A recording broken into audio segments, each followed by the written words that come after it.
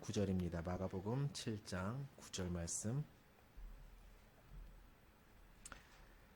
읽겠습니다. 또 이르시되 너희가 너희 전통을 지키려고 하나님의 계명을 잘 저버리는도다. 아멘. 최근에 어떤 분들이 좀 연세가 드신 어떤 분들이 대화하는 것을 우연히 듣게 된 일이 있었습니다. 요즘에 그 민생회복 쿠폰 나와서 뭐 잘들 쓰고 계십니까? 뭐 쓰시는 분도 있고 안 쓰시는 분도 있고 뭐 그렇겠지만 이렇게 그 얘기를 나누는 거 보면은 자기가 누리는 것은 괜찮은데 남들이 작은 것 누리는 것도 그렇게 좀 배가 아프신 그런 분들이 있어요. 그 중에서는 교회를 다니시는 분도 있는데 교회가 이제 커요. 근데 이분은 항상 이제 좀 가난한 사람들이 무슨 지원금을 받거나 뭐 그런 그렇게 불만이 많아요. 그 사람들이 그거 받아서 뭐 먹고 다니는지 아느냐, 뭐 해외여행을 다니더라, 뭐 등등 하면서. 그래서 자기는 재산이 있는데 자기보다 잘 산다는 거예요. 그래서 제가 늘 그러죠. 그거 다 기부하시고 그 사람들처럼 살면 행복하시겠네요. 근데 절대 그렇게는 안 해요. 근데 얘기를 하다가 정말 그렇게 없어 보이지만 도와줄 필요가 없는 사람들이 많다는 거예요. 자기 교회 앞에는 주일만, 평소에도 있는지 모르겠지만 주일날 항상 이렇게 구걸을 하시는 어떤 그런 분이 있는데 자기 아는 사람이 봤다는 거예요. 그분이 소나타를 타고 와서 주차를 하고 구걸을 하더라. 진짜인지 아닌지는 알 수가 없죠. 거기가 옆에도 큰 교회가 있어서 그분 편으로 몫이 아주 좋은 곳인데 자기는 절대 그런 사람들을 도와줄 필요가 없다고 생각한다. 이게 일반화의 오류라 그러는데 어떤 한 부분에 있는 어떤 것을 가지고 그분이 진짜 그런지는 알 수 없지만 설령 그렇다 하더라도 내가 하지 않아야 될 이유를 찾는 거예요. 또 옆에 분이 나도 절대 그런 사람들에게는 안 주는데 그러면서 이제 그분도 막 이야기를 해요. 제가 들으면서 조금 마음이 아팠던 그런 기억이 있습니다. 우리가 살아가면서 무엇인가를 해야 되는 이유보다는 하지 않기 위한 이유를 찾을 때가 굉장히 많습니다. 특히 다른 사람을 도와야 되는 상황 앞이나 이렇게 내가 하기 싫은, 내가 좀 불편한, 내가 손해보는 일들을 앞둘 때에는 더 그런 일들이 많습니다. 그래서 우리가 그 안에서 막 마음속에 복잡한 계산을 시작을 하죠. 나도 힘든데 저 사람이 더 부자일까? 내가 더 부자일까? 막 이런 계산들 있지 않습니까?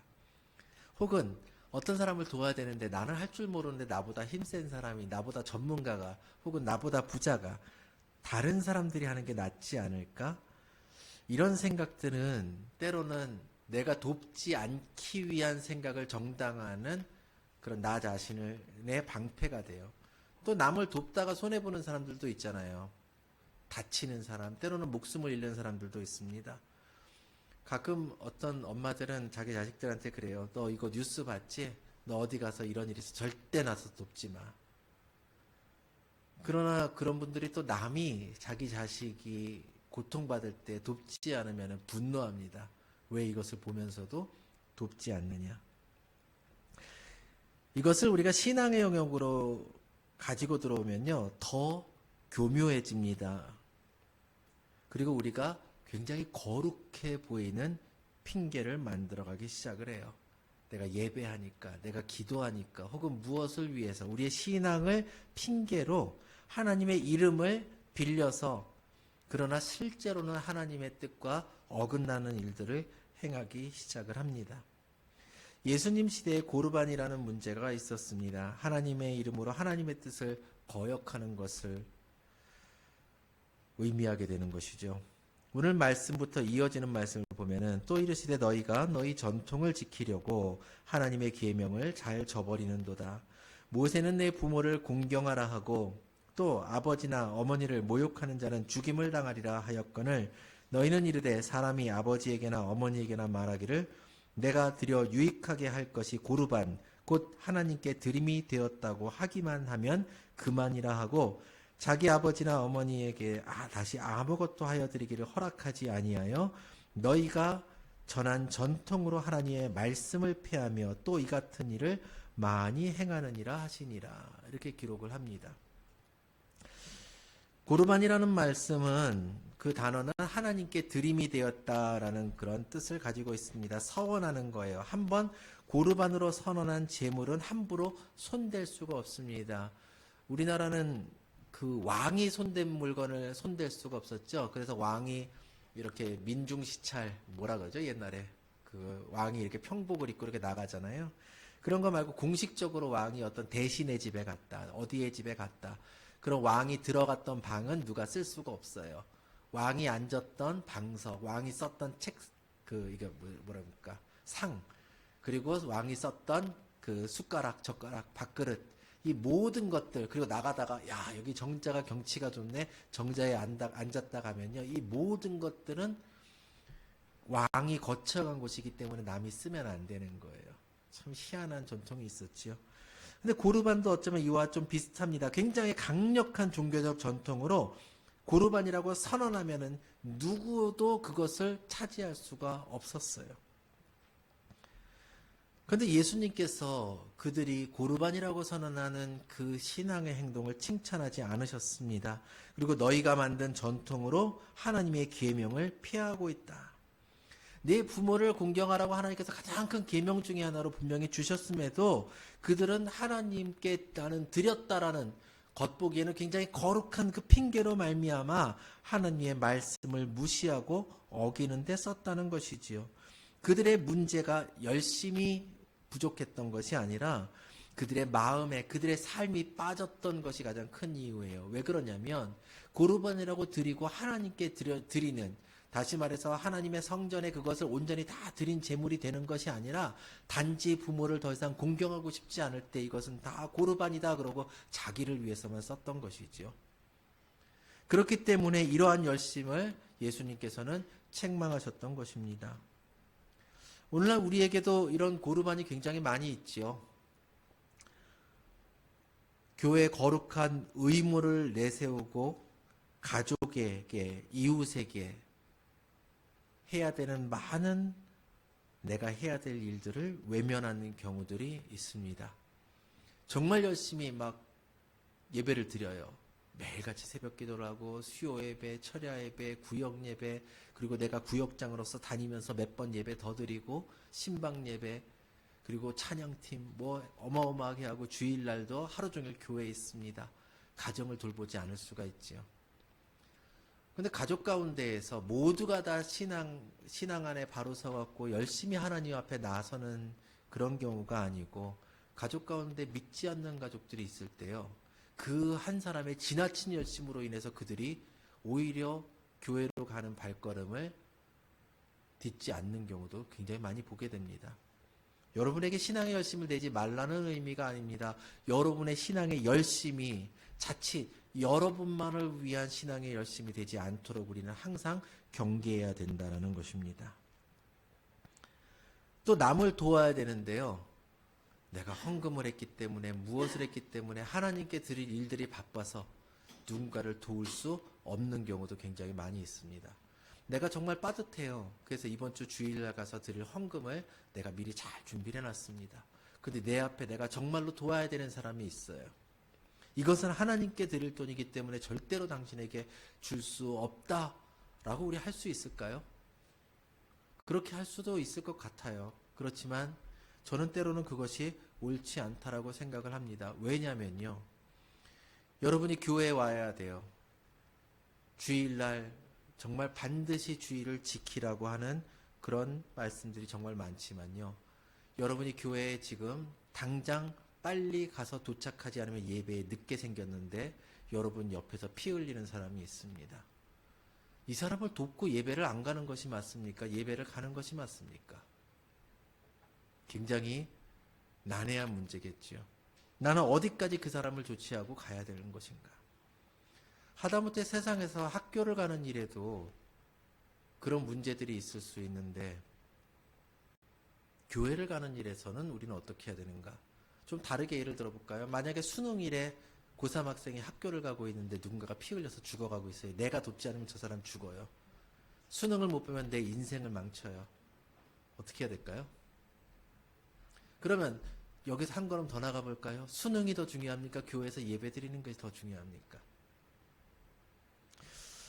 우리는 일의 경중을 잘 못 따집니다.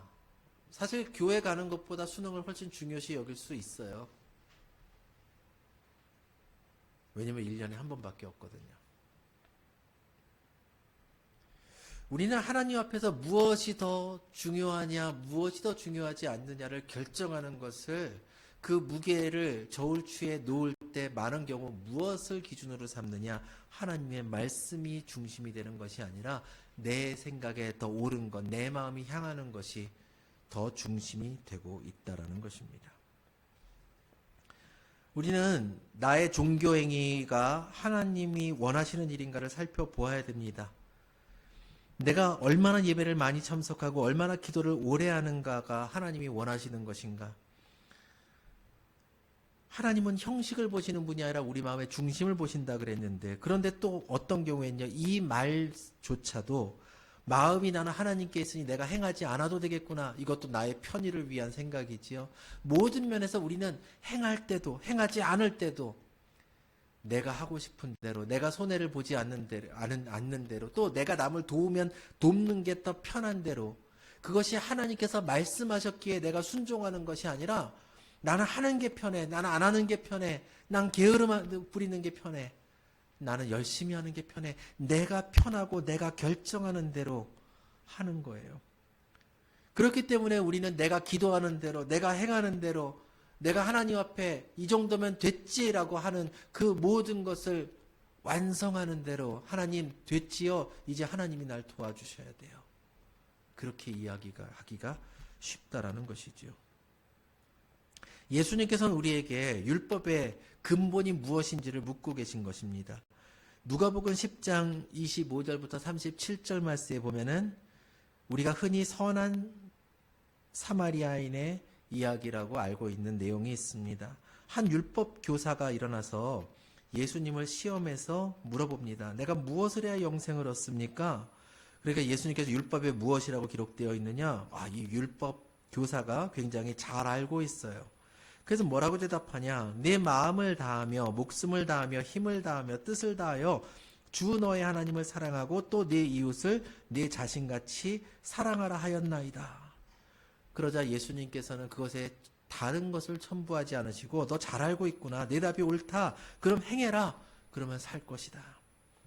하나님을 그렇게 사랑하고 이웃을 사랑하라, 율법의 근본 정신을 말하니까 그래, 그렇게 행하면 돼 라고 말하는 거예요. 근데 이 사람이요, 대답은 잘 알고 있었지만 그것조차도 자기 마음에 자기의 의를 세우고자 하는 마음이 있었어요. 그래서 자기를 옳게 보이려고 예수님께 다시 한번 물어봅니다. 내 이웃이 그럼 누굽니까? 오늘날 우리는 참 편을 잘 가르죠. 이 조그만 나라에서 얼마나 그렇게 편들을 갈라대는지. 편 가르는 거 경험해 보신 적 있으세요? 없으세요? 아이들이 어릴 때부터 그렇게 편을 가르더니요, 우리나라에서 자라다 보면은 동쪽으로 가르고 서쪽으로 가르고 남쪽으로 가르고 북쪽, 우리나라는 갈갈이 찢어져 있어요.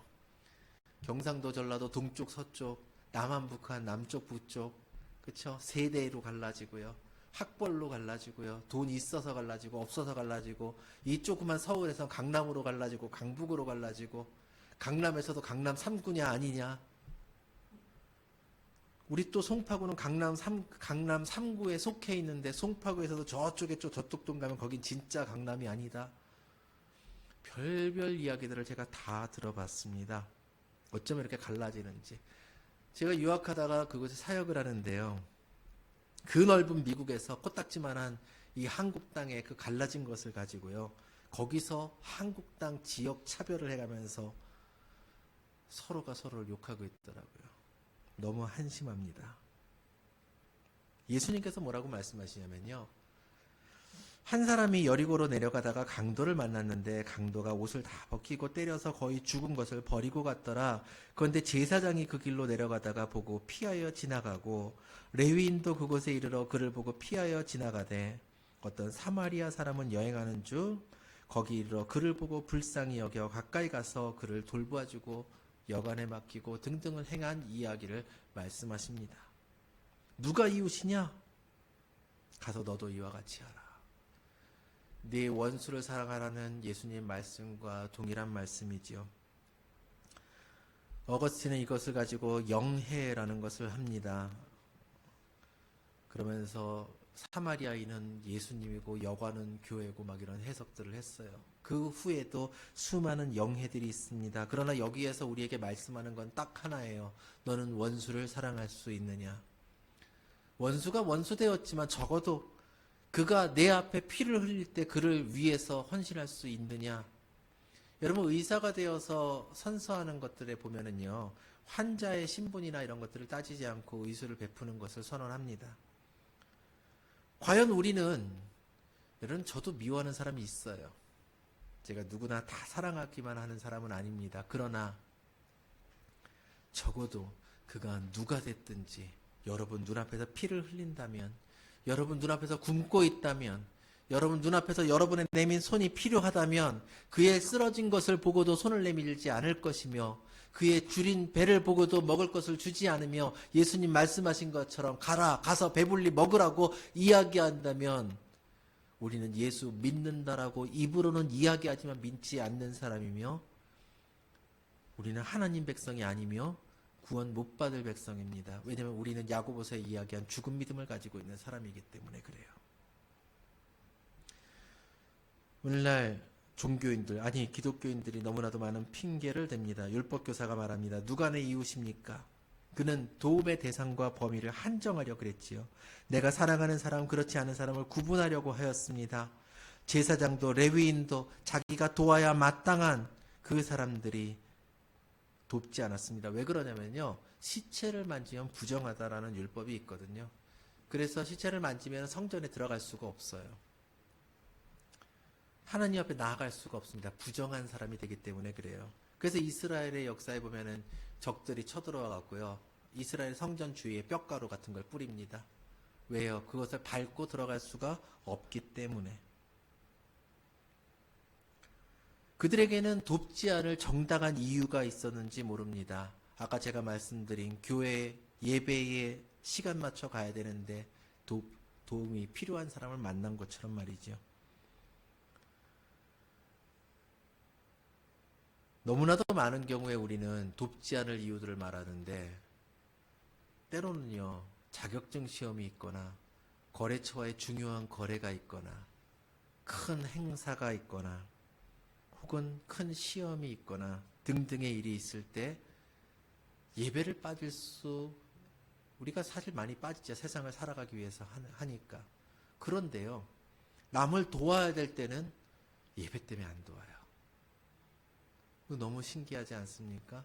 왜요? 그건 나에게 이득되는 일이 아니거든요.